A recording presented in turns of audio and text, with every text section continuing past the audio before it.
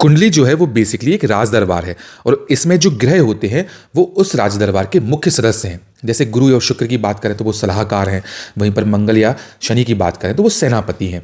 इस राज दरबार में सबसे इंपॉर्टेंट होते हैं राजा।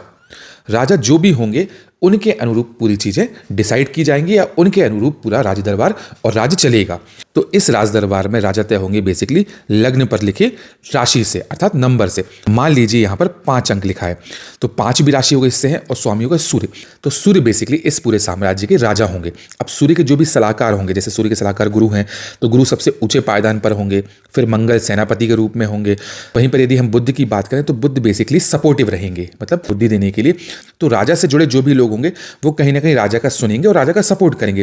पर हर राज्यसभा में एक विपरीत लोग भी होते हैं जो कहीं ना कहीं राजा के विरुद्ध होते हैं। तो अब इसमें कौन रहेंगे? वो इसमें सूर्य के जो भी दुश्मन हैं, जैसे शनि हो गए, शुक्र हो गए, ये बेसिकली राजा के दुश्मन हैं। और जो राहु केतु हैं वो बेसिकली इस पूरी सभा के खबरी हैं। उनका काम क्या है? यहां की जो बात है इसके अपोजिट वाले हाउस में ले जाना।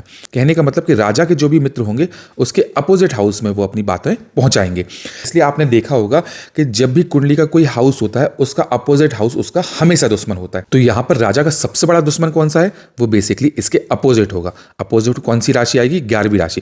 तो 11वीं राशि है कुंभ और स्वामी है शनि। तो सूर्य के सबसे बड़े जो दुश्मन है वो शनि है। और जो कुंडली का 7th हाउस है ये कहलाता है केंद्र मारक।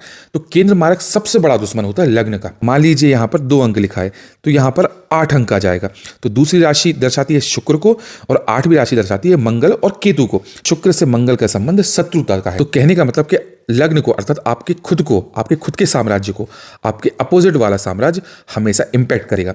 लग्न को सबसे ज्यादा खराब करने का काम करता है 7वां हाउस। कुंडली को समझने के लिए लग्न को समझना बहुत जरूरी है। और जो लग्न के मित्र होंगे वो बेसिकली इस पूरे साम्राज्य को अच्छा करेंगे, वहीं पर जो लग्न के शत्रु होंगे वो बेसिकली इस पूरे साम्राज्य को खराब करने का काम करेंगे। ज्योतिष इसी पे आधारित है। ये आपने समझ लिया, समझ लीजिए आपने ज्योतिष का पूरा बेसिक फंडामेंटल समझ लिया।